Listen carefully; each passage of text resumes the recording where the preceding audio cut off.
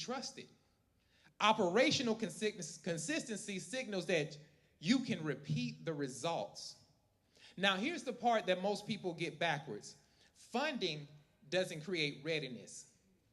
Grants don't create legitimacy. Contracts don't create capacity. And partnerships don't create trust. Therefore, funding, grants, contracts, and partnerships don't create the signals to scale. They respond to them. And even to obtain those revenue and growth drivers, each one is looking for very specific signals. Can we get into capital? Capital responds to the evidence that you can manage what you already have. Cash on hand shows discipline. Credit reflects character. Collateral proves commitment. And capacity confirms you can handle more without collapse. Therefore, capital doesn't fund hope, it funds evidence. Do you have evidence in your business? Now let's get into grants. Grants responds to preparedness, not passion. Governance shows stewardship. Compliance proves legitimacy, and alignment demonstrates intentionality. And the results establish credibility. Therefore, grants don't fund good intention. They fund readiness. Contracts responds to reliability and risk reduction, licensing, insurance, financial control, and performance history that signal that you can deliver at scale without disruption. So contracts aren't awarded to potential, they're awarded to proven operators. And that's what we need to strive to be, proven operators. Your track record is your character. A lot of times in growing our business, what we end up doing is taking on more than our capacity. But you got to clear the level where you're at. It's good to want more, but if you don't have the systems, if you don't have the processes, if you don't have the capacity, you don't want to fumble that $1 million. You sure don't want to fumble a contract with the federal government because you ain't going to get another one. They will blacklist you. Therefore, you have to have a proven track record in order to step in that. And now is the building ground for that. Now let's talk about partnerships. They're built on predictability, not perfection, first and foremost. But structure and consistency does show reliability. Your reputation can reduce risk. What are people saying about you when you're not in the room? Really think about that. And your capacity confirms sustainability. See, people partner with what they can trust to show up the same way every time. How are you showing up?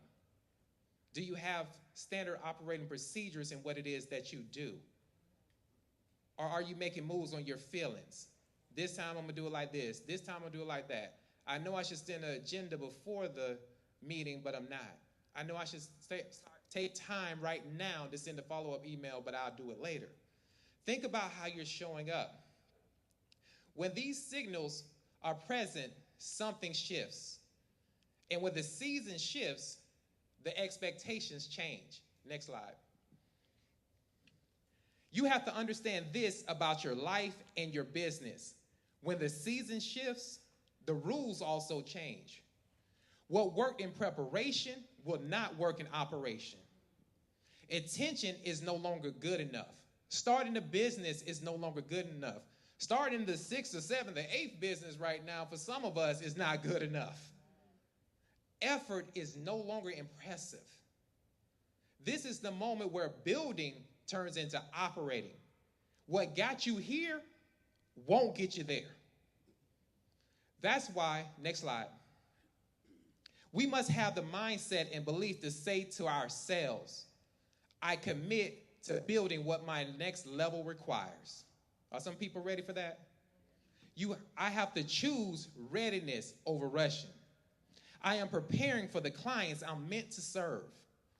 They will recognize my value. They will honor my gifts, and they will compensate my worth. Ain't it time to get compensated your worth? I ain't think so. Y'all awfully quiet on that one. But I want to speak life over your business. And this is the thing. My business is not meant to merely exist. Your business is actually meant to, and built to excel. So that mindset and preparation is the proof that you believe. But taking shortcuts is how you would disqualify yourself from sustained growth. Next slide. And I want to leave you with this. The season has shifted. And when seasons shift, expectations change. That's why I know that you will become the person your next level requires. You will build the structure your calling demands. And you will be trusted with the reward that's connected to your readiness. Not because you rush, but because you prepared. Because when readiness is in place, reward follows. Now that's what I have for you today. And I really want you to do 3 things. The first is commit to yourself to do what's necessary to build a structure in your business. Because when you do the foundation first, the reward will come. The second thing is connect yourself. There's something called the rules of thirds when it comes to your network. There should be a third of people on your same level. Those are your motivators. Those are the people you chop it up with and things like that. And then there's a third of people that should be above you that are pulling you higher. And those are the people that may be the 6-figure, 7-figure earners, the gurus and things like that that are going to help you get to another level. And then you have a third of people that's below you. And I know that that area doesn't sound the prettiest to kind of network, but it's a purpose even for people. How they say each one teach one. You're actually sharper and learn more when you actually teach. And you only need to, and this may be for somebody who wants to start that course, somebody who wants to start that coaching business and say like, well, I don't know it. You only need to know 5 to 10% more than another person to be an expert. And I'll say this, a lot of times when we get coaches, they may only know 5 to 10% more than us. But what if one of those 5 things is the difference to 10x in your company? Yeah. So keep that in mind. Now, I'm going to land on this. I do want to say this. I know we have my videographer here. So if you found something good in this, well, actually, let me ask you this. Did anybody get some value out of this? Yeah. All right. Anybody want to learn grant writing? Okay. All right. So if you connect with my videographer and give a testimony, I'm going to give you access to my grant writing course for free called The Art and Science of Grant Writing. And that's going to be my seed into you. But also, you can connect with me on thegrantgoat.com. That's my website. That's my updated website.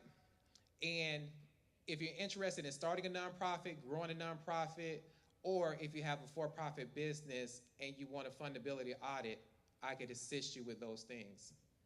So thank you for your time. I appreciate you. And you guys be blessed. And I'm looking forward for the rest of this program. Yes. Wasn't that awesome, y'all? The Grant Goat.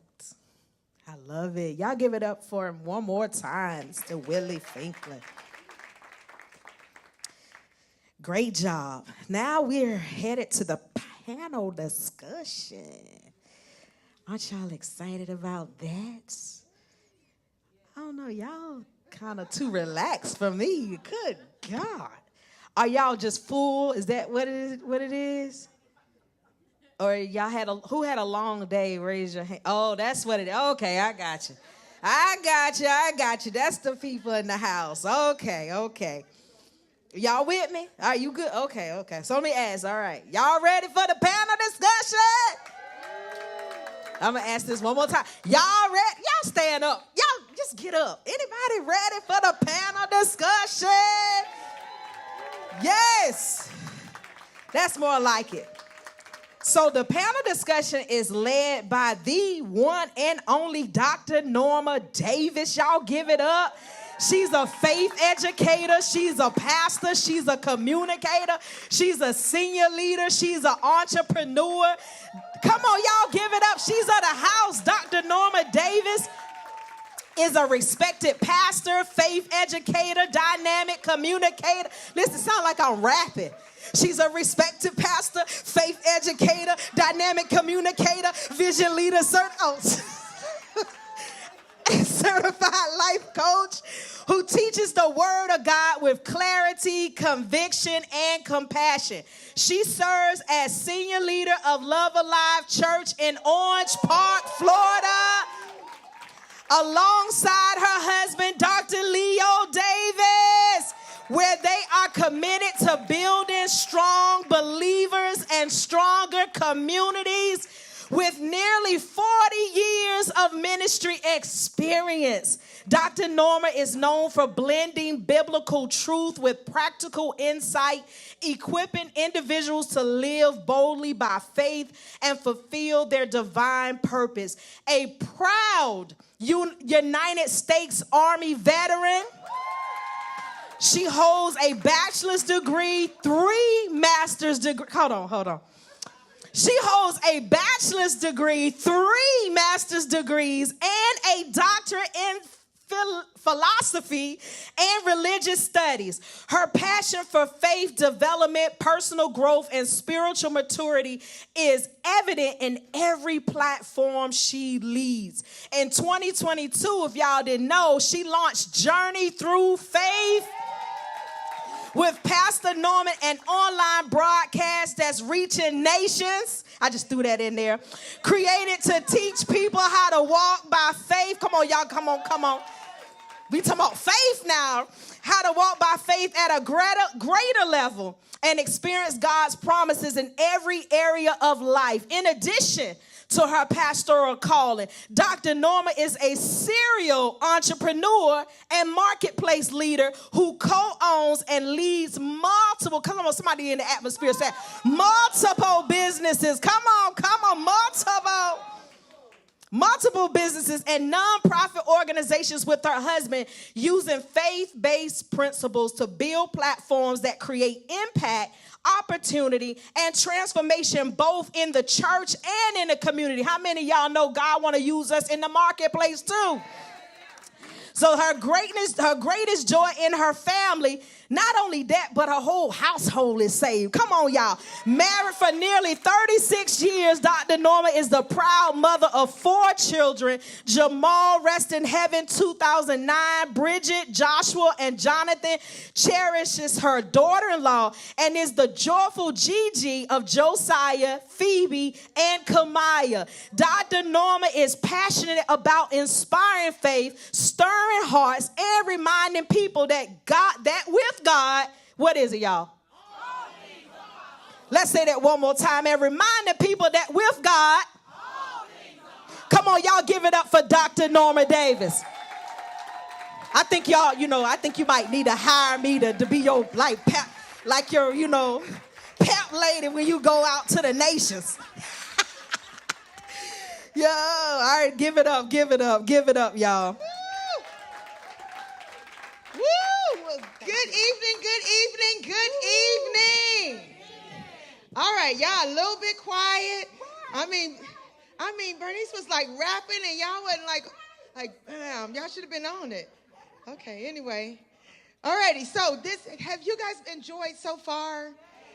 So let me tell you, I had the opportunity, Bernice gave me the opportunity to select my own speakers, and I selected the people that I really like.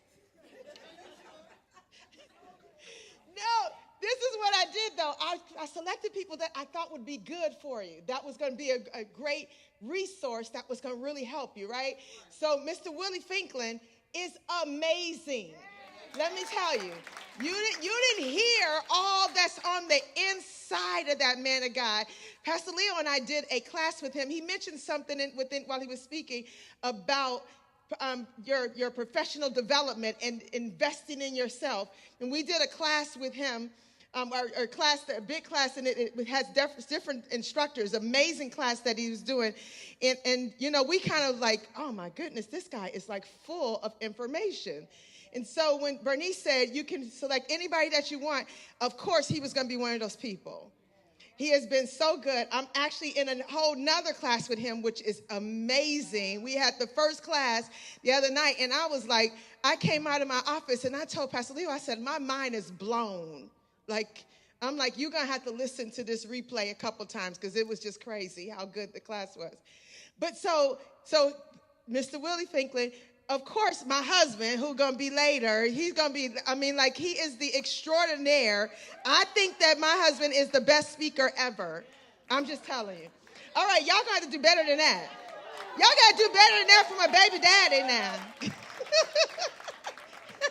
36 years with that man. Yeah. And so he's going to come. Bernice is going to wrap him. So now when she wrap him, y'all got to get up. Now, y'all got to wrap him. But I get this opportunity now. These 4 people that I'm calling now are 4 people that I have spent, well, one of them I haven't spent time with, but I have been admiring from afar for a while. But the others I have spent time with, and I know them well. And so I want to ask the 4 of them to come up. Dr. Sharon Flowers. Come on up. Minister Lamont Carter, Esquire. Miss Shia Thousand. And Mr. Charles Williams III. So I know these first 3 intimately. I've known them for years, and we have gone, or actually Shia, we only know each other for a couple years, but it seemed like it's been forever. Like she seemed like she's my sister from another mister. And then, and then Charles, I've just watched him. He's married to our children's. She was their youth leader back in the day, and so we have watched him for many, many years and watched him grow up in the things of God, and praise God. All right, so y'all have your seats. We're gonna have a great time today. So they have the opportunity. Can we move this? Oh, okay, thank you so much. DJ, God gonna bless you here.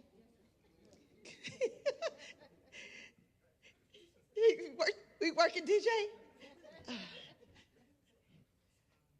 DJ, you okay? All right. All righty, so we've got these 4 amazing people here, and I think, again, I wanted to select people that I thought would be very, very good and is going to give some good information, and that I think that you're going to really be, and I don't want to turn my back to anybody, so I apologize. Can I change my seat a little bit? Thank you, sir. God gonna bless you. Okay, so I wanted to select these people because of what they bring to the community. So can we start from the far end and then just give us like 2 minutes, tell us a little bit about yourself, your name, well, they know your name now, but your company and what you do and all that kind of stuff. Why we selected you, it was important. So I'm Charles Williams. I'm the 3rd generation of Charleses. I'm Charles Williams III. I'm a realtor in the local area, Jacksonville. Of course, I do business outside of the city of Jacksonville. I'm with United Real Estate Gallery. That's where I hold my license to. I've been in real estate for. So it's some United Real Estate Gallery people in. Okay, we got one sibling in the back. Okay. I've been in real estate for 5.5 years now. I came in young in the game, and I'm pretty young for the peers that are in the same real estate industry that I'm in now. But it's definitely been a blessing, and I'm excited. I'm born and raised here in Jacksonville, Florida. Come, somebody say it with me. Yeah. But yeah, that's it. But yeah, that's it. Okay. All right. Okay. Oh, wait. Yeah, shouldn't have a mic, DJ? No. Hey everyone, I'm Shia Thousand. My company is CT Wellness Co. We are a leadership development and wellness curation firm. We work with nonprofits, government agencies, and corporations to develop leaders, make them better, and allow them the necessary tools to take care of themselves while doing it.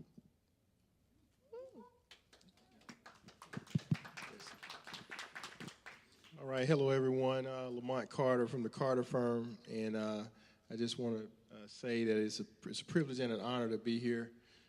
Pastor Norma, Pastor Leo, we go back almost 22 years with your pastor. I used to do mortgages, and when we had a mortgage outfit, and through Bible school, went to Bible school together. I'm a volunteer minister, licensed minister as well at Impact Church, where we came out of. And just great people, great friends. Anytime they hit me up, I'm ready to come. So just know that we had a support. But my primary passion and my gifts have everything to do with being a resource, connecting people and resources. That's kind of what I do.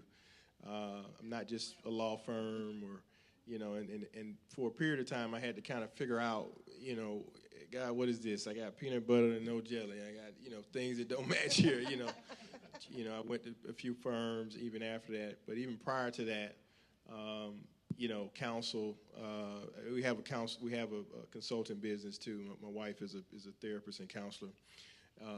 But once again, I'm here to be a resource, and not just for legal problems, but all the things that face entrepreneurs and business. I've been in real estate for I guess about 27 years, finance, and even way before legal. So, but just glad to be here, and thank you for having me. Thank you. All right.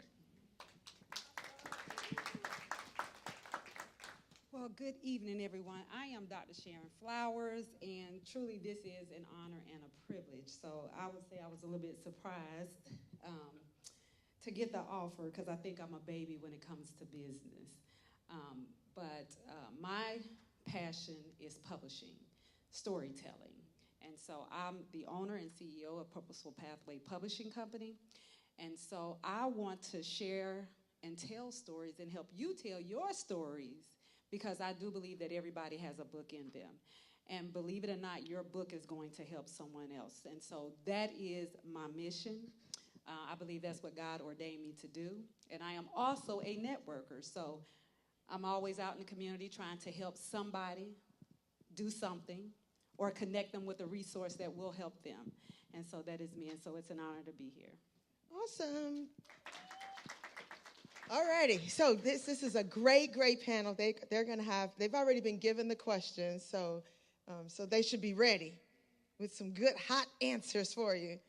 So the goal of this panel, though, is so that you as business owners, that you can hear some of the things that they're talking about. One of the things that Bernice Lohman has talked about forever, ever since I first was introduced to Bernice, has talked about marketplace ministry. And many times as believers, we want to do everything in the church and ignore what needs to be done.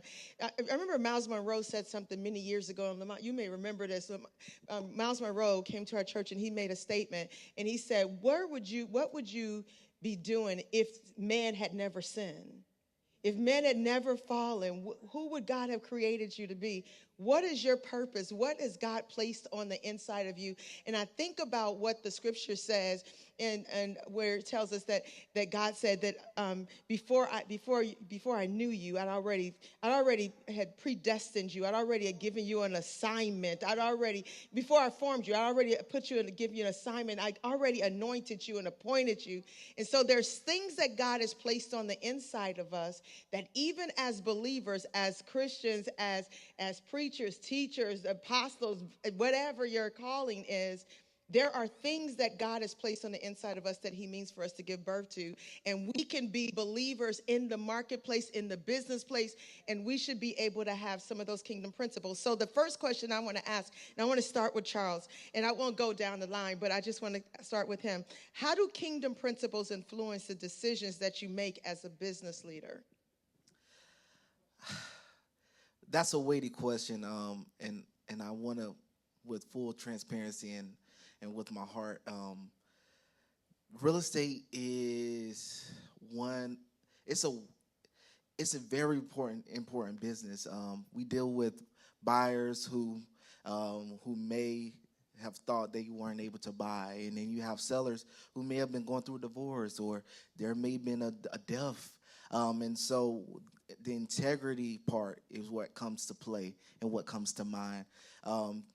There's opportunities in which you could influence a buyer or influence a seller based on their ignorance, and you could pretty much manipulate a situation where you could have a higher earning or terms that are unfavorable for the buyer or the seller. So it's important to know who you're dealing with and who you're working with. And so how I structure my business is, it's I say it's built on purpose. I'm built on the principles and purpose of what God has ordained in my life and how to walk in it. Of course, that's the biggest thing. A lot of things that comes up, it could be to where things could honestly shake up someone's life. If we're being quite honest, real estate is probably the biggest transaction that someone may ever deal with. We're talking about people's livelihood at stake. People that needs to lay their head at. Maybe they sold their previous home and now they're getting to a next property. And so it's a weight of decisions, and being someone that you can trust and someone that honestly has a heart and care for someone, it's very important. And being honest and true, it'll take you a long way. Wow, love it. So Lamont, I'll ask you that same question, because you're in a field where people say, how do you, that old saying. I'm not saying that about you, but we probably all have heard it. How do you know when a politician or an attorney is lying? And what's that thing? Whenever they open their mouth. So as I ask that question of you, I ask this in all sincerity: how do kingdom principles influence the decisions that you make as a business leader? Well, I think that when you talk about a principle, you talk about foundation, right? Sure. And when you're in business, you're going to meet a lot of people. You're going to see a lot of different opportunities, and you really have to consistently go back and check what your foundation is. And sometimes there's been times even before law where it was a great deal. It looked, right, great. And but something on the inside was like, I don't know about that guy. Every time he say something, his eye twitch. And then the other part of me is like, wait, but there's a lot of zeros here, whatever. And, then there's other times where, the right thing to do is to cut your fee, And, and so it's situational, but I think, it gives you a foundation of where you're not kind of tossed to and fro with everything that may be going on in your various industries. And, once again, I think that has a lot to do with your first personal relationship with the Lord.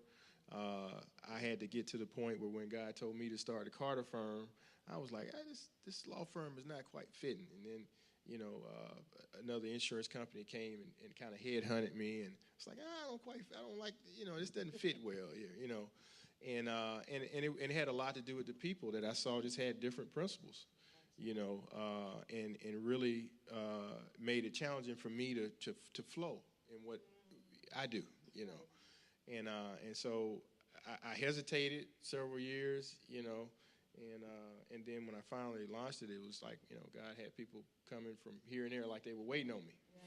Yeah. And that's what really amazed me is that, God understands what he's doing. So, keep him first, keep him at the foundation, and you can't go wrong. It's yeah. Awesome. Thank you. Okay. So I hope y'all getting some good nuggets from some of the things that they're saying. I want to move over to this question to you, Shia. I want to ask this question. How does your faith shape how you lead clients, teams, or partnerships? And I ask you that in particular because, some of the things that we work on together and some of the things that I know the clients that you have. So again, Shia is we're business partners in a couple things. So in a couple of contracts, government contracts, and we've won some contracts together. So it's been amazing. And just, this is my sister from another mister. But so I really want to ask you that question, Shia. So, ready? Go. Yeah, so I take my faith everywhere I go.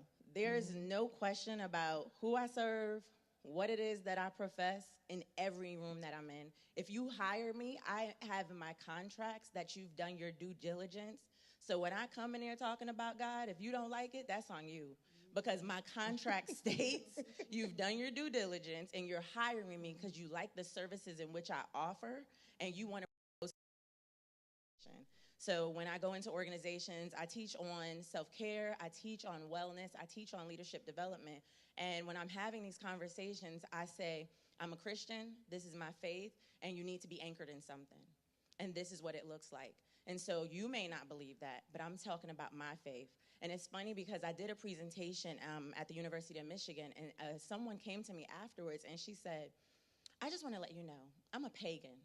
And I was like, wow, never met a pagan before, but okay.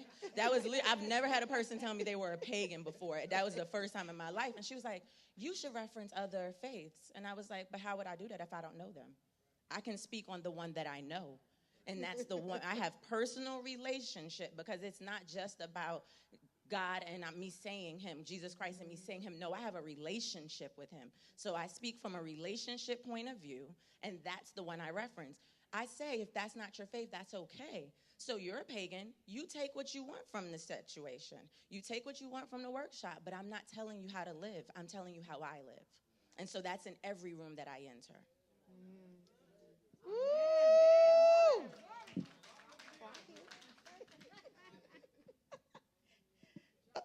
Right. So as my granddaughter says, clock it.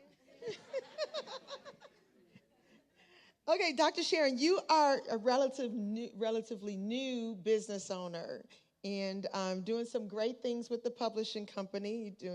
So if you guys are looking to get a book published, here you are, Purposeful Pathways Publishing Company. So she's doing her thing. So I want to ask you this, because you're starting out, and so as we start out with businesses, we find out that we thought we knew something, and then we make a mistake, and we just like, what did I just do? So here's the question for you. What is one lesson you've learned the hard way that could help someone else avoid a mistake?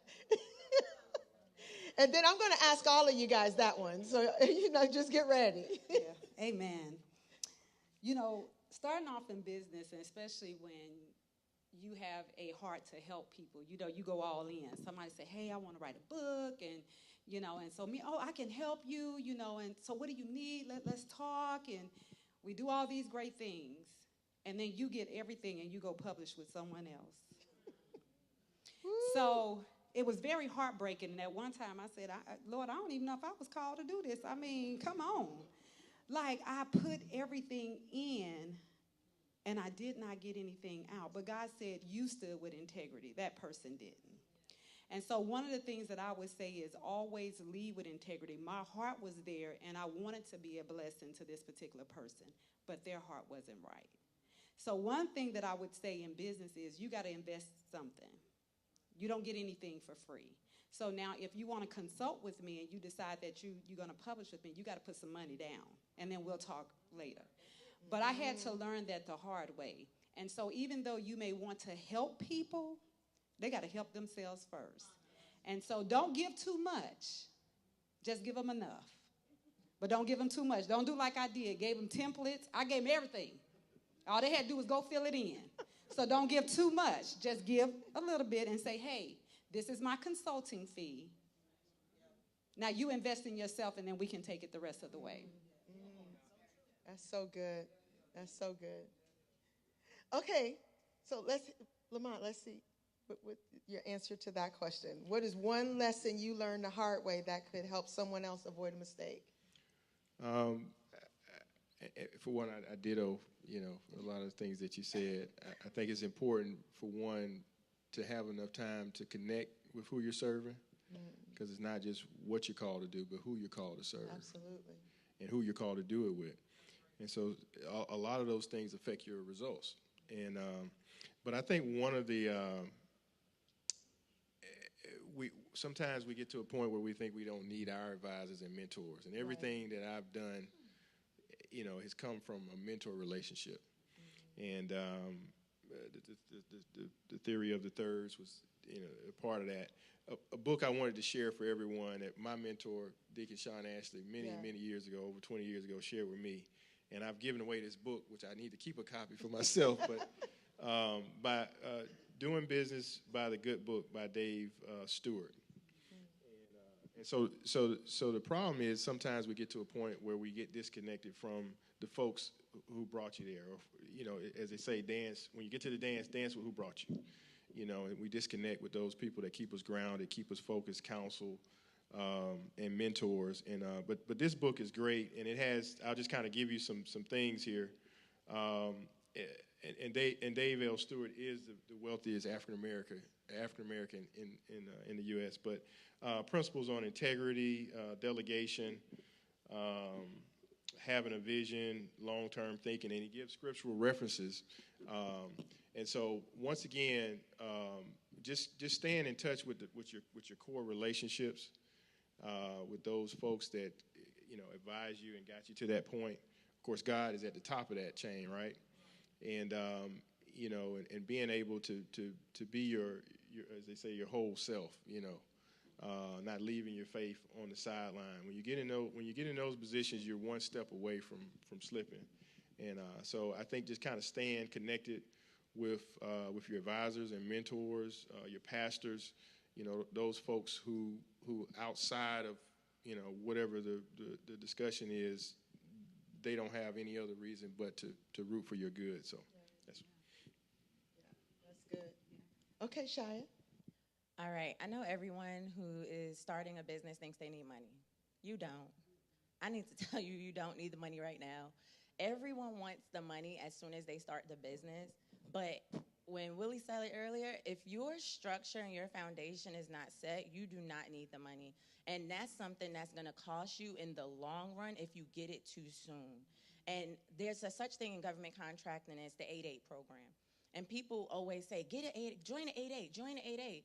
No, it's not something you do haphazardly, because what can happen, and once you join that program, it has literally the capacity to change the generational wealth of your family.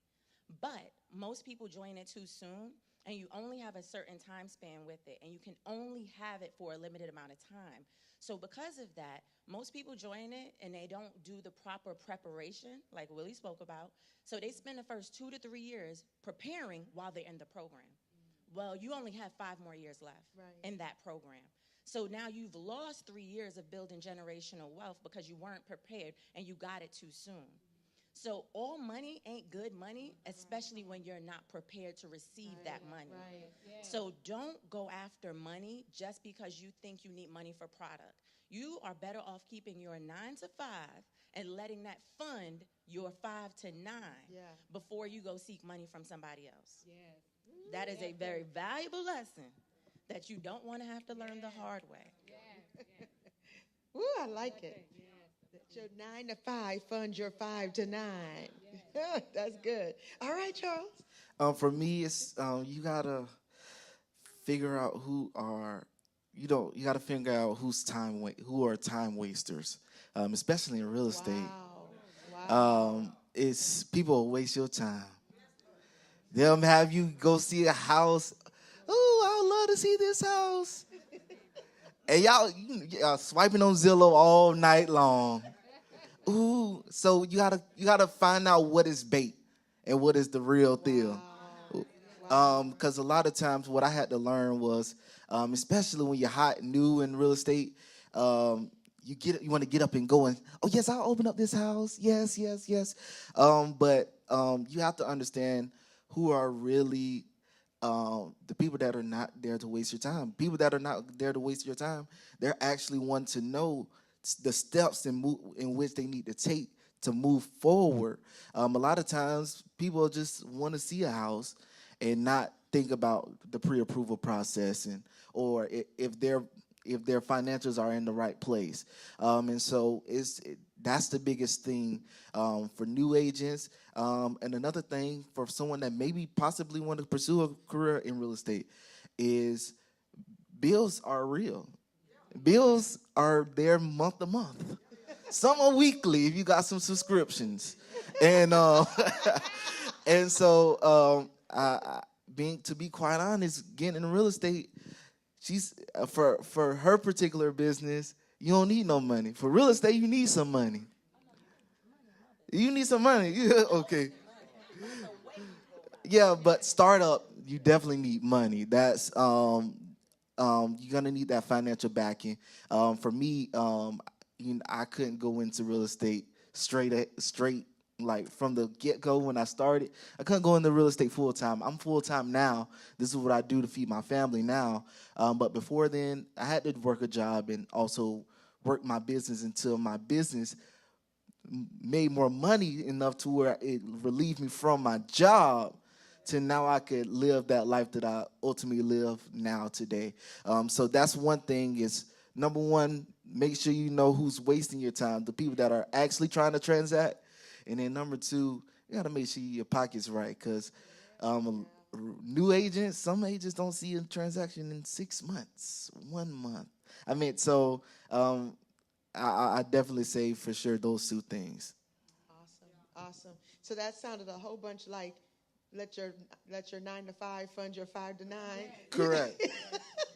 Correct. Yeah, and kind of like what they were saying, like Dr. Sharon said, don't let people, when you talk about time wasters, don't let people get all your stuff, everything that you have. No, sometimes you need to invest in things. You know, it's time out for us always looking for the homegirl, homeboy hookup. No, we need to pay for some stuff. We don't need to always think that we're going to get something for free. Because, free, we don't value free, right? You guys are here. Thank God. You guys are here. But we had 85 people to sign up and register. But because of an event is free, people can easily say, I'm not going because it's free. I don't have any skin in the game. So part of the problem with that, though, is that when you're trying to do business, you got to make sure that you're going to get paid for what you're doing. And don't feel like there's something wrong with you getting paid for it because that's your service that you're providing. I remember somebody told me one time, said they would do my hair for free. And I said, I wouldn't come to you. You're a business owner. You're supposed to be making money. Why would you take money from your family to do my hair because of what my ministry status is? That has nothing to do with it. Either I'm going to pay you or not.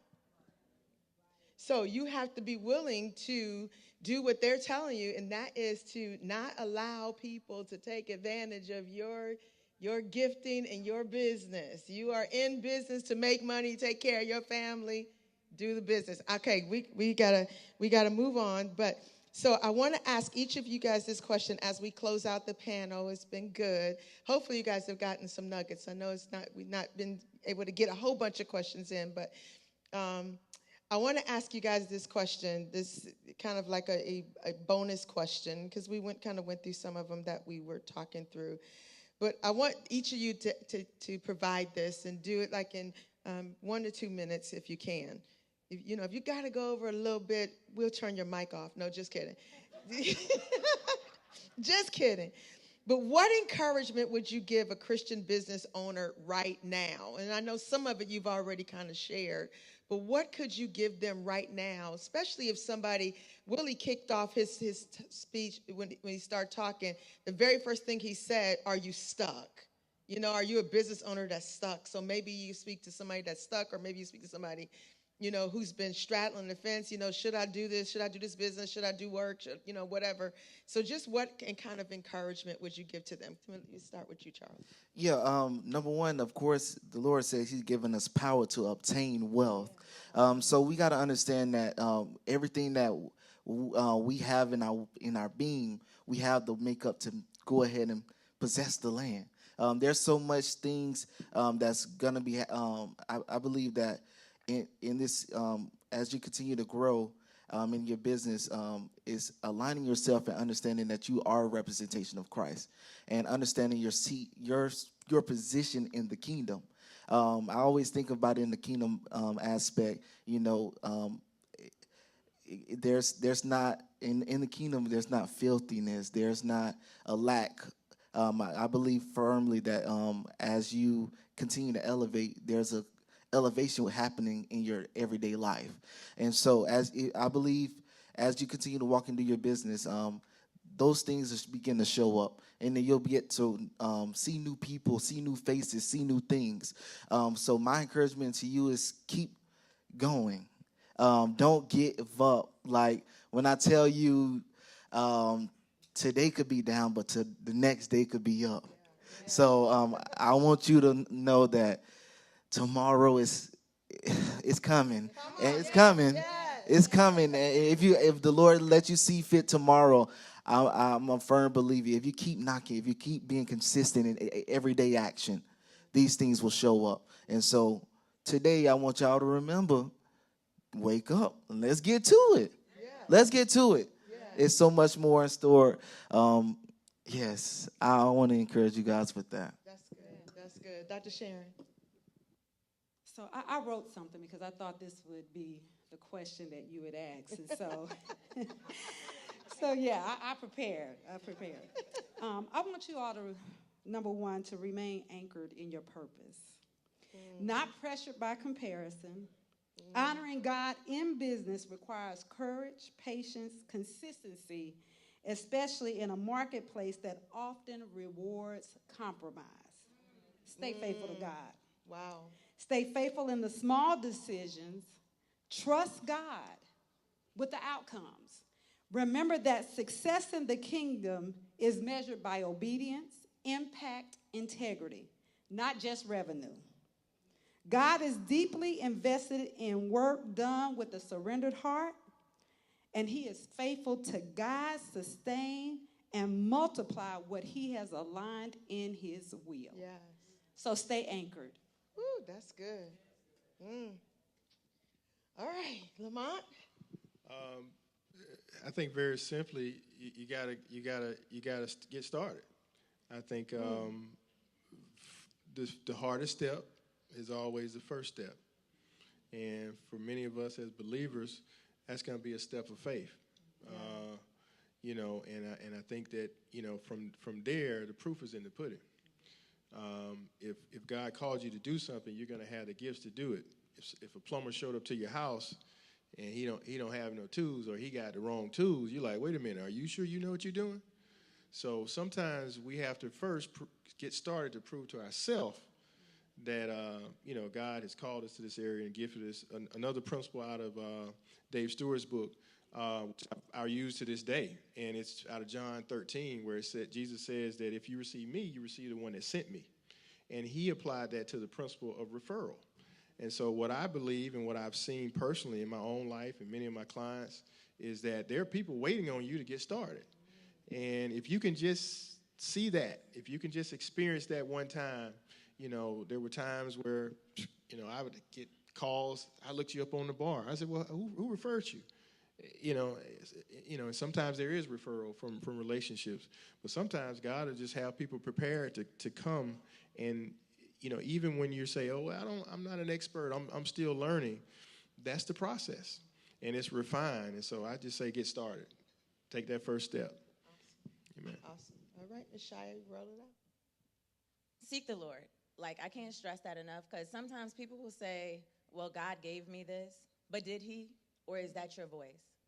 Seek the Lord no matter what, because if he's blessed you and given it to you, he's going to provide. Those referrals are going to come. The finances are going to come. Things will just be drawn to you. But also know, and I love that you use John. John 16:33 says that you will have these opportunities. These things will happen, but you will go through tribulations and troubles in the world. But take heart, for he has overcome the world. So you'll have adversity. Don't think just because it's easy, it's all from God. The enemy is also very clever. Yeah. So just because it's easy doesn't mean it is from God, which is why you have to seek him. Please open your word. A lot of us say we be reading, but we don't be reading. Yeah. Because if you be reading, it'll be real clear who's wicked and who's not. So I'm going to ask you to read your Bible. I know it might sound foreign. We are in the church, though, so we're going to act like it ain't. I just really seek him, pray and seek him, and he's going to make it so clear. One prayer that I regularly pray is, God, reveal the character of anyone you're bringing into my life. I can almost time it. 72 hours, no joke. Within 72 hours, people will say things they never meant to tell you, do things. He will just show you people. but you really got to seek him with an earnest heart. Well, we hope you have been blessed by this panel today. I want to thank you guys personally. I want to thank each one of you guys personally. Thank you for your yes. Thank you for saying yes. And thank you for being a blessing to these people. I hope you guys have gotten some good nuggets and good things that you've gotten from them. All right, give them a hand as they leave the stage. Ms. Bernice? That was awesome. I think we could do better than that. Come on, y'all. Put your hands together, stand up, stand the ovation. Let's do something. Listen, it's not as easy as you guys think it is. I know it seems easy when you guys see people up, but it does take courage, especially and it takes vulnerability, to it takes vulnerability when you stand up before people. And I say that to just say personally thank you to everyone tonight. Everyone tonight. Because I know when it comes to when you have experienced something and then you have to openly share that, sometimes it can come off like, man, should I share this? But no, it was a great thing. I'm going to let each one of y'all know it was awesome what you did to come and share your personal experience. Raise your hand if you got something out of that tonight. All right, that's everybody. Awesome. So give yourselves a hand for taking it in. All right, come on up. Come on, so because listen, according to this paper, the keynote speaker is coming up. Oh, y'all don't sound excited. Y'all don't sound excited. I said a keynote speaker. Dr. Leo. Somebody cutting up. Who cutting up? What you doing? What's her name? Ladrika. Ladrika. Tighten up, Ladrika. Y'all say it with me. Tighten up, Ladrika.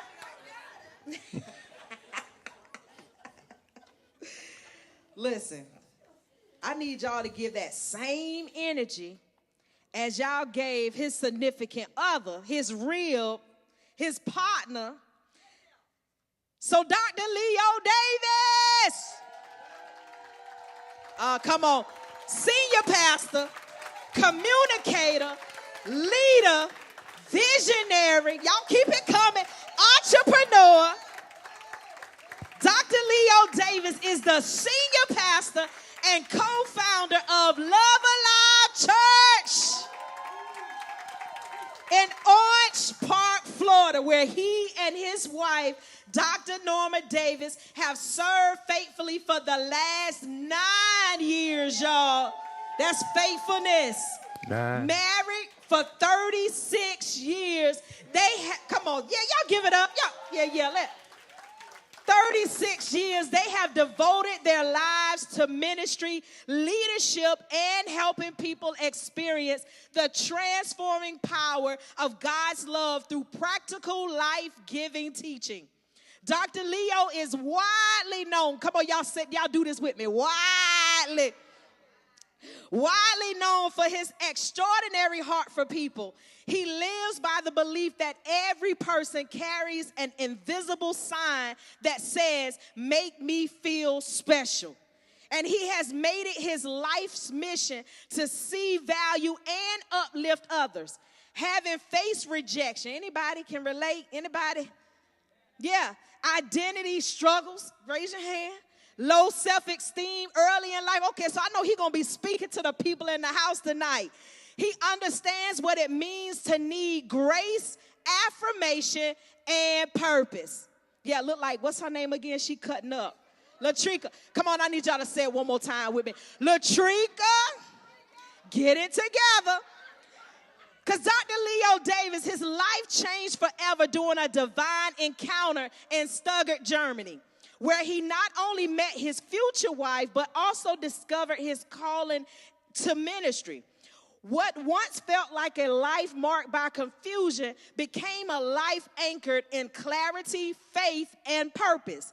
He often says that he thought it was created to be a motivational speaker, but God revealed that he was not only called to motivate people, but also to pastor and inspire hearts through the gospel of Jesus Christ. God got another plan, y'all. In addition to his pastoral calling, Dr. Leo is come on, we're going to say it one more time, a serial entrepreneur. A serial entrepreneur who leads multiple businesses and nonprofit organizations, using his leadership, creativity, and strategic mindset to build platforms that impact both the church and the marketplace. Y'all say it with me. The church and the Over the years, Dr. Leo, I'm getting tired. Can I get some water? This man has accomplished a lot, y'all. Hold on. Over the years, come on, I'm getting ready. Over the years, Dr. Leo has served in numerous leadership roles, including pastor, minister, deacon, small group director, and teacher. Yeah, you got to come with it. Pastor, minister. Okay. He holds a bachelor's degree, multiple master's degrees, and a doctorate, and it is a graduate of 2 ministry schools. Her ministry, Air Ministry Development Center and Word of Faith Bible Training Center Southeast. Come on now, y'all. I'm ready to see some schools now, y'all. Come on, God. Do it. Dr. Leo and Dr. Norma are the proud parents of 4 children, a daughter-in-law, and 3 grandchildren. And they are passionate about building not only strong churches, but strong families. We need that too. His life stands as living proof that your past does not disqualify you, and that through faith, obedience, and perseverance, come put your hands up, girl. Yes, it. Through faith, obedience, and perseverance, God can expand your calling and rewrite your story for his glory. Give it up for Dr. Leo Davis. Come on, standing ovation in the house. Come on. Woo, woo, woo, woo. Do we have any radical people in the building? Now, I must put my disclaimer out. If you are somebody that have decided you don't want to win, that you're going to quit, I encourage you to leave now. My assignment is I'm the dude that talk you off the ledge. I'm the one that when you feel like you don't have another breath in you, I'm going to look you in your face and tell you that you can win. Now, understand with all those degrees, I still get messed up when I feel like she was introducing somebody else, because in my mind, I'm still the little guy that came up on a section of town in Jacksonville called Mixon Town. So with all the degrees, I must let you know that I still bust a verb every now and then. I still will destroy a noun every now and then.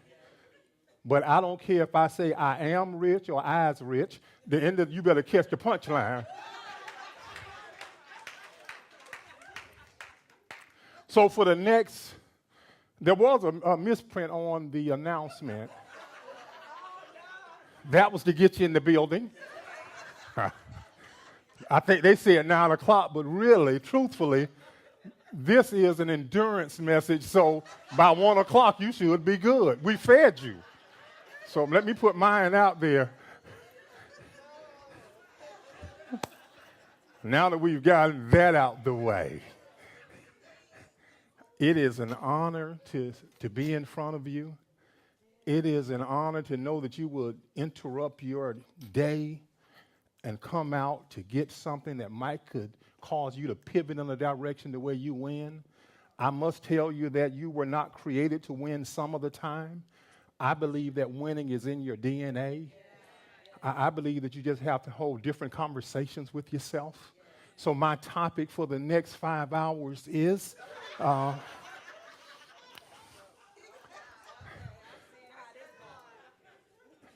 my topic is that built for this season. See, we just entered into a new year, and people make resolutions, and some tap out before the first is over. because for some reason, they don't understand that life is going to cost you something.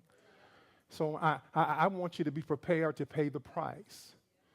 See, I joined the military, and when I joined the military, I did not have a high school diploma.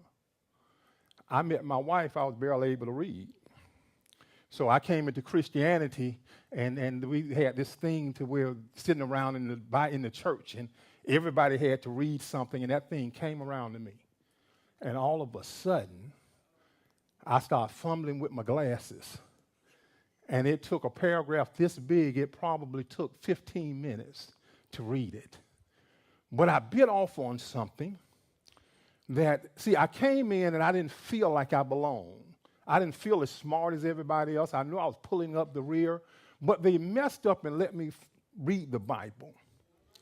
And in Genesis, the first chapter, around about the 23rd down through the 26th verse, I saw something. It said that God created Leo to win. And that was a game changer for me. See, up until that point, everybody would tell you what you can't do, and you'll never amount to anything, and being brought up in the hood and selling donuts. You know, when I say donuts, now you can fill in the hole. I don't know if the popo in here or not. So when I say donuts, you fill in the blank, whatever you want to call it. And thinking that you can hustle your way out of your situation, and thinking that the only way that you could pull it off, I got to run cons and scams and schemes, and there's no hope for the brother who brought up in the hood, who was homeless at one time, the brother that dropped out of school. There was no hope. Why? There wasn't a cheering squad to say, hey, boy, you can do it. But I stumbled up on the Word of God. And in that, once heaven had spoken, I didn't need the approval of nobody else. So let's start with this. I need to size the room up. I assume there are some people in here that you're just starting. There are some people in here you've already started, but you're stuck.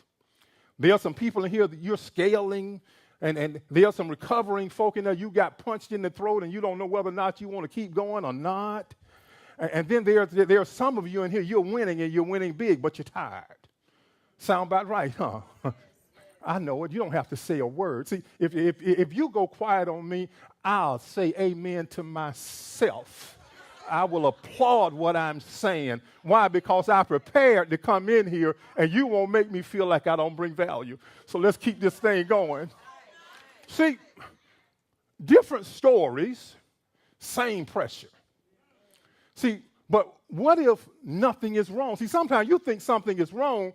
You think when a little pressure comes that you're out of balance, out of the wheel. Surely I couldn't be called to do this if life is kicking me like this. What if I told you that was part of the process?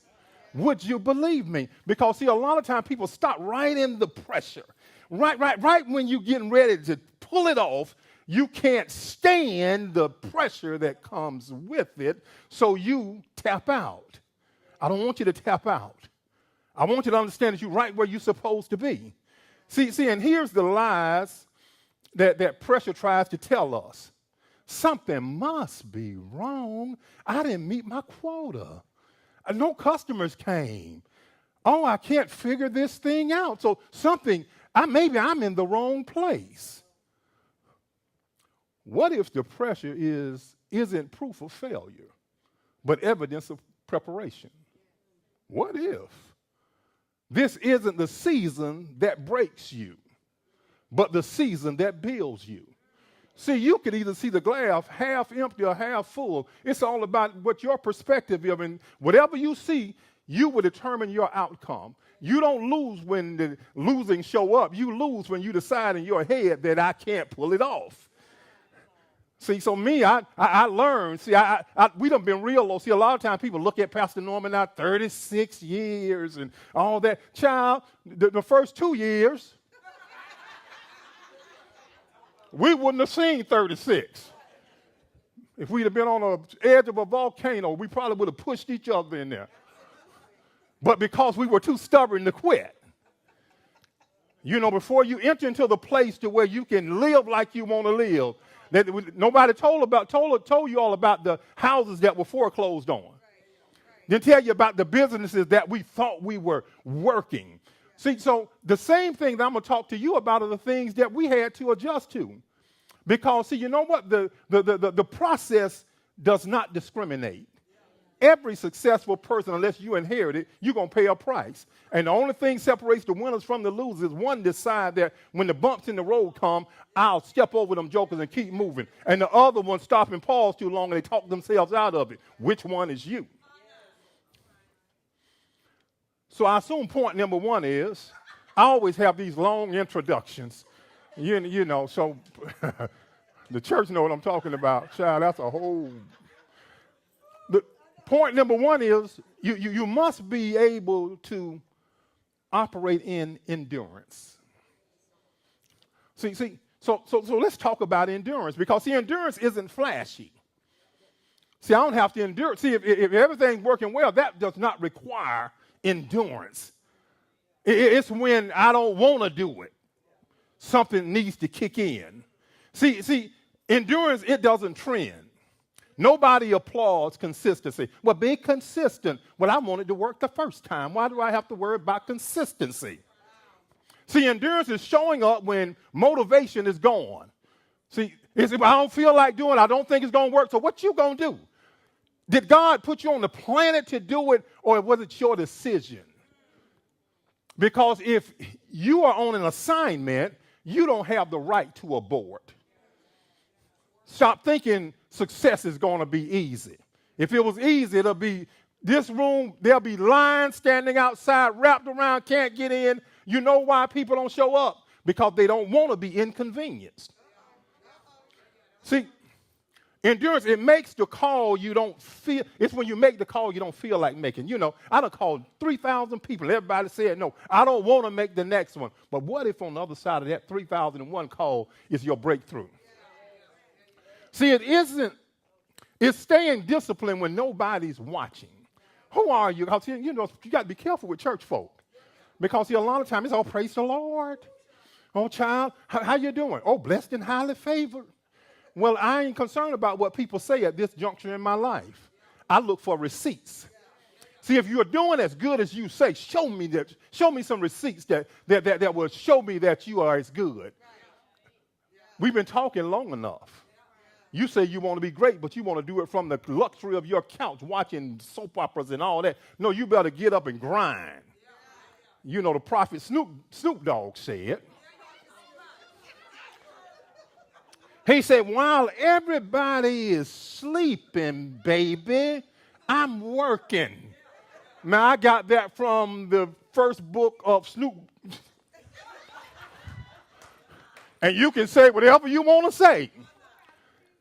I can look at someone and say, he's not lying. See, you want to stay with the average and ordinary, but you say you want to do something spectacular. Well, the next level is going to require something from you. It's going to give you something it's going to ask for something you've never given. See, I've had seasons where quitting felt logical. How many of you got in a place where you just, oh, dear God, I can justify it right now. Oh, I could send out a text message or email, and everybody will feel sorry for me. I've been doing this all this time, and nothing is working. But winners won't do it. Winners find a way to win. See, where walking away would have been easier to explain. See, some of you, the people that saw, oh, look at that poor thing right there. They didn't believe you could do it in the first place. Oh, look at that. Look at little Drika. She started out with that one cupcake. And now she got cupcakes all over the place. See, you know, we were there. I could say that because we were there when she started her cupcake business. We were the cupcake test dummies. And how many years has that been? See, some of you want it, but you don't want it. See, Les Brown said you got to be hungry. You're not hungry enough. See, you got too many options. I remember hearing a story say, you know, at some point in time, you got to blow the boat up. What does that mean? See, there was this story about this captain. They went to a new land, and when he got to the land, he blew the boat up, and all the people on the boat said, well, why did you do that? He said, now we have no way of going backwards. When the last time you blew the boat up? You got plan A, B, C, D, E. No, you should have one plan. Because see, when you come with all those other plans, guess what you're anticipating? Failure. See, where progress was slow, I wondered if it was even happening. You know how you get there, man. Ain't nothing's moving, nothing's happening. So how in the world do I pull this off? Well, see, let's take a look at this endurance thing. See, endurance isn't about how fast you move. It's about whether you stop. When you get to a place to where you've given up on endurance, you stop and you don't put no more effort into it. But as long as I might not be as quick as some of them, but as long as I'm moving, I'm making progress. How many of you are willing to just continue to make progress? Now, I'm going to tell you all, I don't know, you better put a time up there. Put a time. Yeah, because they key, but I could do this for, okay. I have 9 minutes. Yeah, I need a clocker, child. See, let's go to number 2, point number 2. Let's go to point number 2. Point number 2 is growth. See, this season is shaping you. You have to understand that in any season you enter into, you should be able to understand what's happening. See, sometimes growth doesn't happen overnight. You must learn how to celebrate every moment of growth. Now, let's talk about this growth because growth is misunderstood. See, we think growth always looks like increase. I'm growing when I'm making more money. I'm growing when I have more clients. I'm growing when I have a certain level of recognition. But some of the most important growth doesn't show up on a balance sheet. See, growth really looks like this: learning patience, building systems, strengthening character, developing leadership capacity. See, growth often feels like pressure before it feels like progress. Yeah, so don't get it twisted because I'm uncomfortable, so surely the devil is against me. No. I remember we started this church. We stepped out and being the man of faith and married to the woman of faith. God, send the thousands. And by the time we got 2 weeks in, we said, oh, God, hold the thousands. Because we realized we didn't know what we were doing. You got to grow with it. See, many of you want your dreams to surpass you when really you got to learn how to grow with it, because if it happens too fast, you will disqualify yourself because, see, in your mind, you can handle what you are not capable of handling yet. But when you grow with it, guess what happens? Now, God, send them. I'm not the same leader today that I was 9 years ago. See, there's some things you're going to figure out simply because the process, that's what it offers. So let me say it this way. You didn't outgrow this season. This season is growing you. Yeah. What feels heavy right now may not be punishment. It may be responsibility. You ask for more. You know how else Christians say, enlarge my territory, Lord. Give me more impact, God. More influence, God. More opportunity, God. But more always comes with weight. You want the more, but you don't want the weight that comes with it. And if it feels uncomfortable, that doesn't mean you're unqualified. It usually means you're being stretched to hold what's coming next.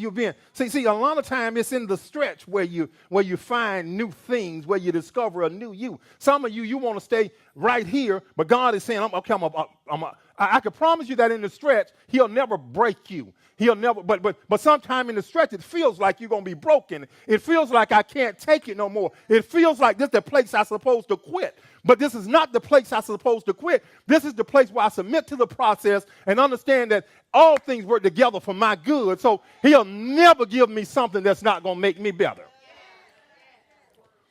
Yeah, he'll never do that to me. I'm his son. He has a plan. I have to grow with the plan. See, muscles don't grow without resistance. Leaders don't mature without pressure. Entrepreneurs don't level up without learning how to manage more than they ever have before. You cannot handle what you thought you could handle, but I'm telling you that if you'll go through the process, if you'll get serious about it, if you'll get to that place to where you are hungry and you're willing to do whatever it takes to get where you're supposed to be, I'm telling you how the thing will turn out. I'm telling you that there's room at the top for you, but you've got to go through the process. Some doors you thought you want to walk in, you're not ready for. But I'm telling you that oh, Lord, don't make me say it. I remember we was at the country club at Ponte Vedra early some years ago. Pastor Norma went there because I know I didn't qualify to go in that room. So I go with her because, she always worked in the uppity places. And so at the time, you got all this silverware on the table. And so I don't, in my house, everybody got a shell fork. So why do you have 30 for me? So I go in and I pick up this stuff. Now, this has been many years ago. Don't judge me because I could do it now. I felt a little pressured in. So now there's a guy walked up to me. He said, "Leo, have you tried the salmon?" I said, "No, I have not tried the salmon." He said, "Well, it is delicious." So he said, "Go over there and get some and let me know." So now we walk up to a table, and they, how they have they had tuna cut in the shape of a fish. Beautiful thing. But then around it, they had this raw meat. I say, well, surely he's not asking me to eat the red meat.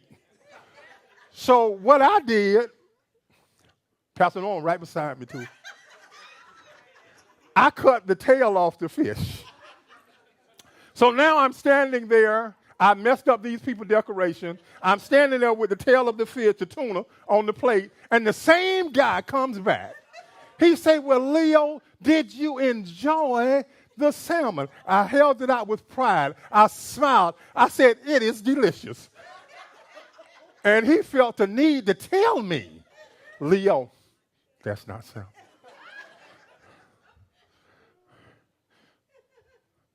Now, if I take that moment too serious, I'll never walk back into the room like that again.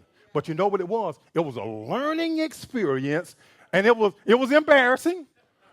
But you know what I knew? I knew going in the room, if nothing else, I wasn't going to cut tuna. I wasn't going to cut the fish no more, so maybe some other things will happen.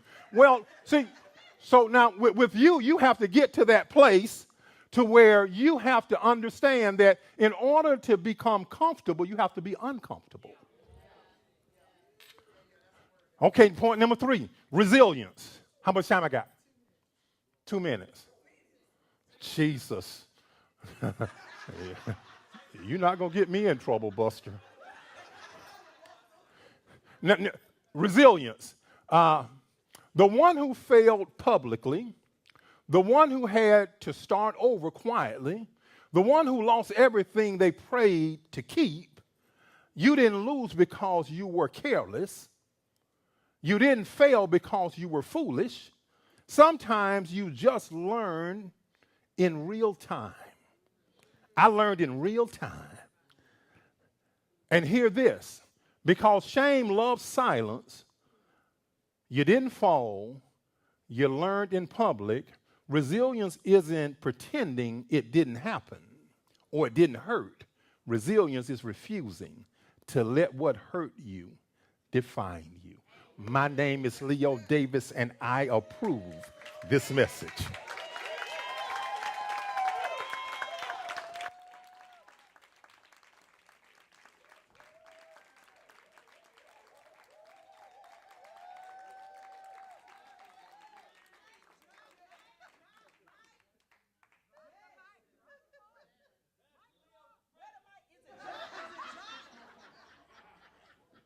him, said, this is Leo, and I approve this message. Y'all give it up for him again, Dr. Leo Davis. Y'all could do better than that. Come on. The keynote speaker, standing ovation. Come on.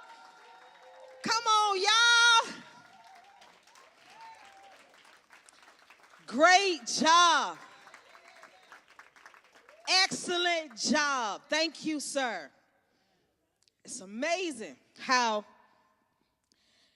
just hearing the testimony and where you guys are now is such a great joy. It's such a great blessing.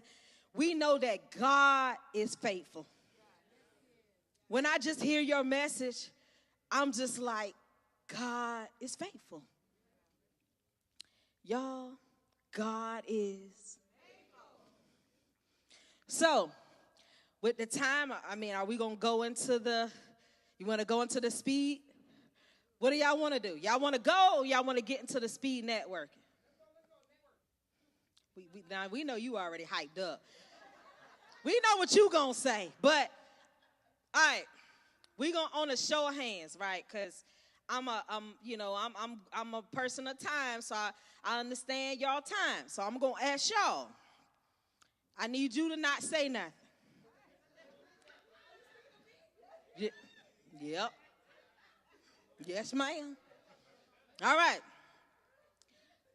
So it is, we getting ready to close out and go, or we going to do speed networking where you get to introduce yourself and connect with people in here.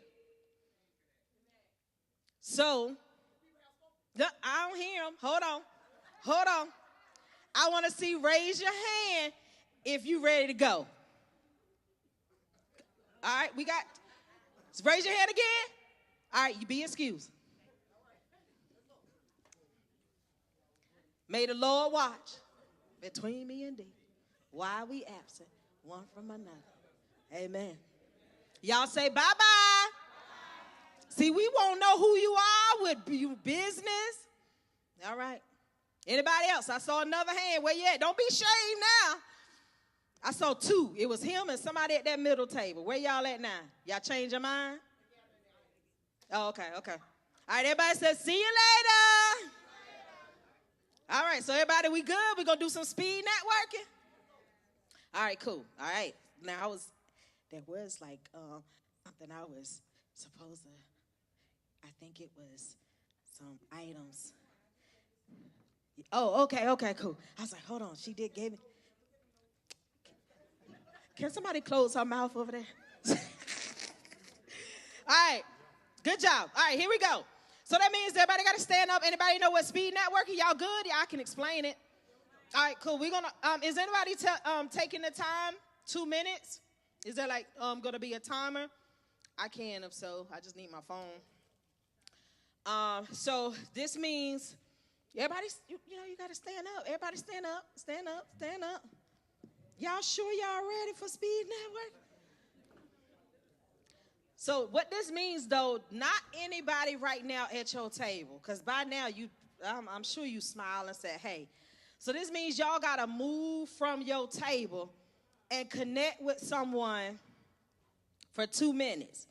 And what you're going to do is say what you do, whom do you serve, because they know your name. That means you already put your name on the thing. So you ain't got to say, my name is. Just they know, Everybody completed it. If you didn't complete it, so they know who you are. But you're going to say, what do you do, whom do you serve, and what challenge you are facing. All right? We're going to do this in 2 minutes. All right? On the count of 3, 1, 2, 3, go. I want to give a shout out to the DJ. Somebody different.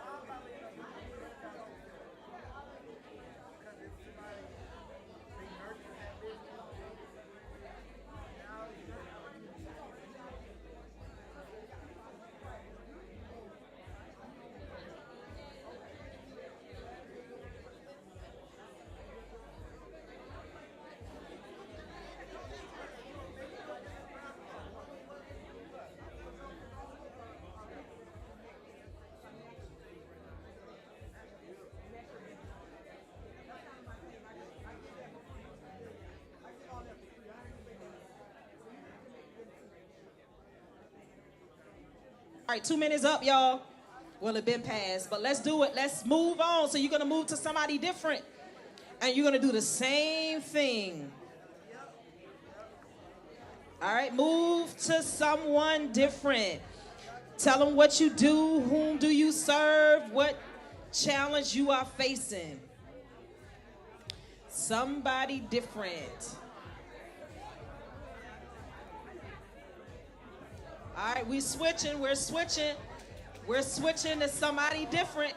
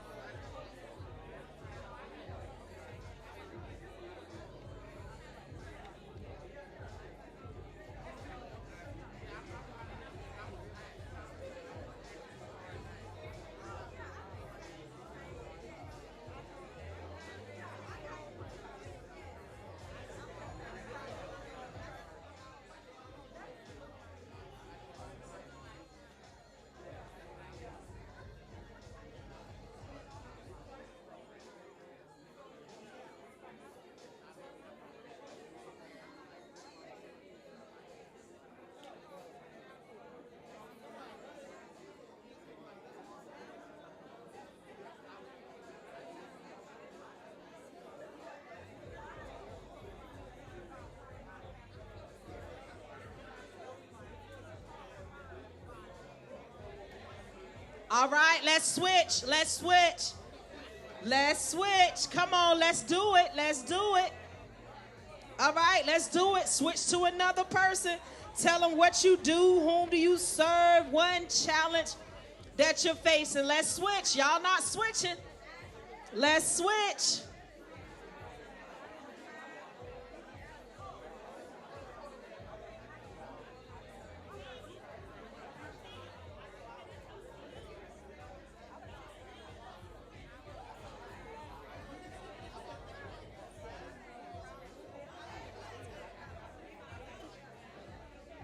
All right, let's switch. Come on. If you haven't already, let's switch.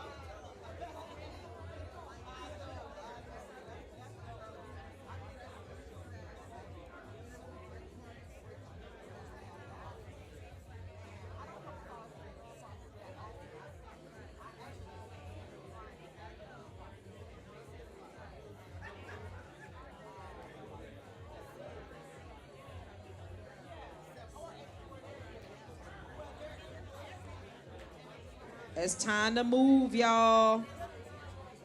Let's move, y'all.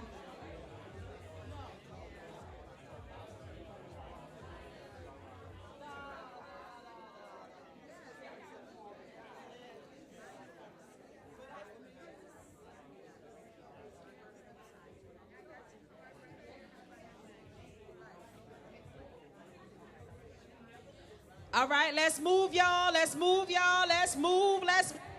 We also want to announce that there is more food. Dr. Leo said, y'all better get that food. Take it home with you. He said, please, please, please. All right, we moving.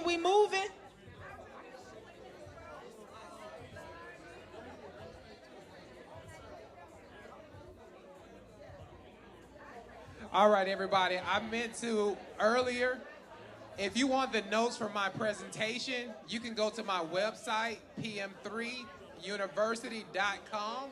That's pm3university.com. And at the top where it says freebies, I have my notes for my presentation tonight. So you guys can grab those for free.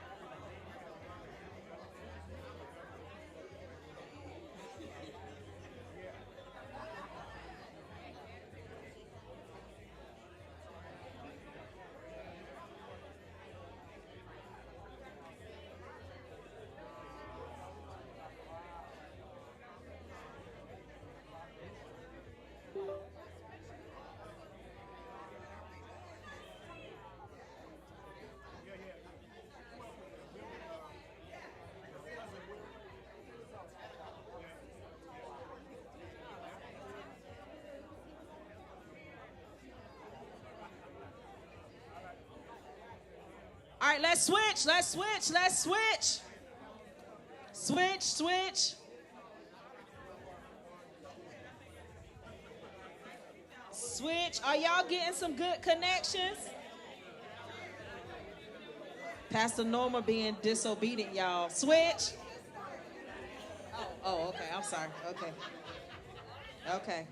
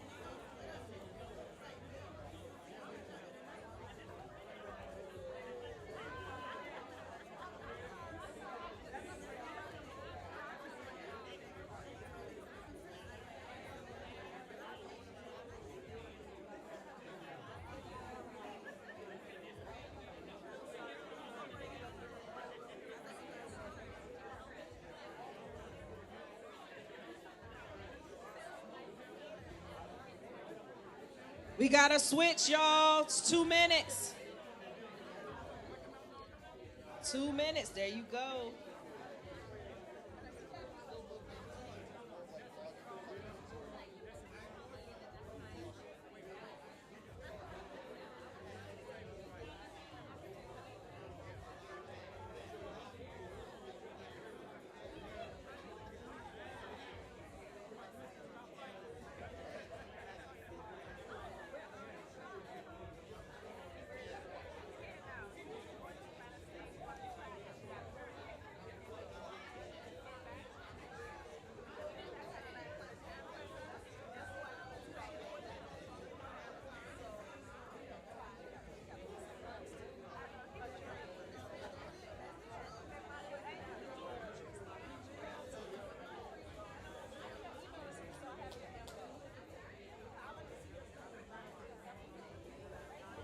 Let's switch.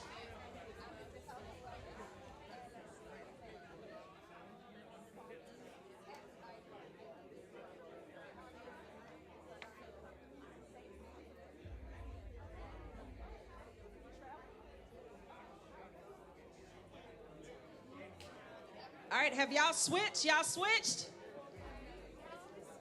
All right, let's switch. We got a couple more, then we're going to close this out.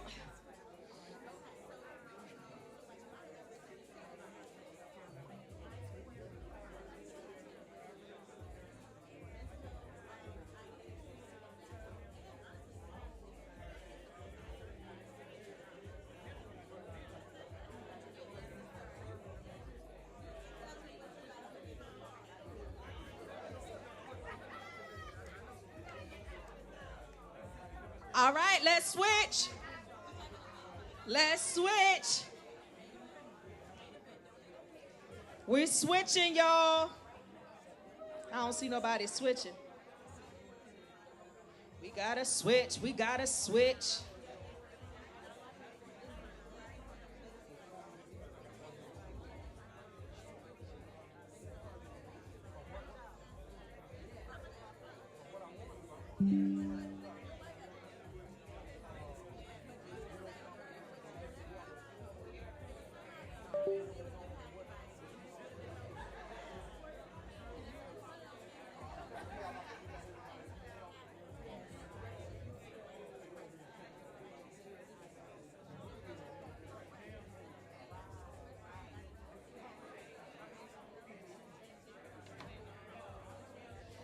All right, y'all. We got 1 more minute for the switch.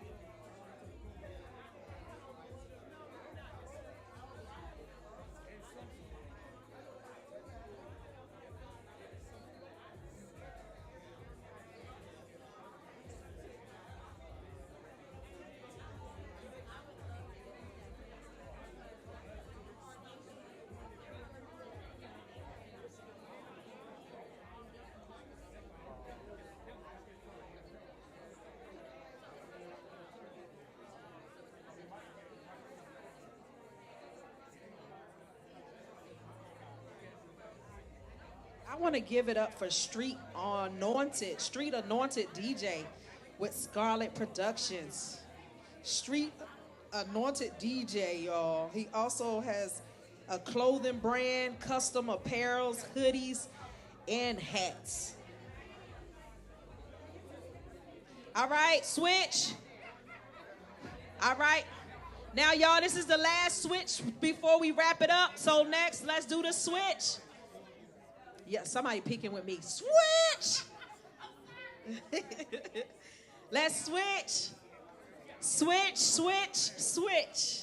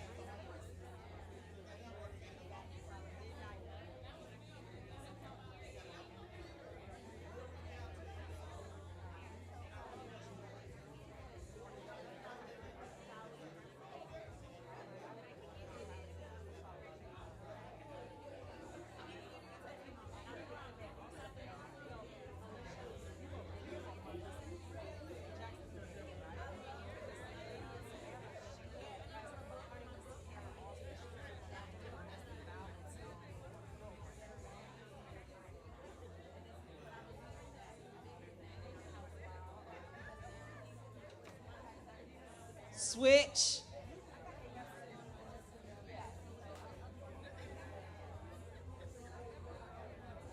Oh, I'm sorry. That was the last one. All right, y'all. Hold on. We're going to wrap this up. We do have Dr. Leo who wants to say something before we close out. Hello, everyone. Hello, hello, hello. We're going to wrap it up.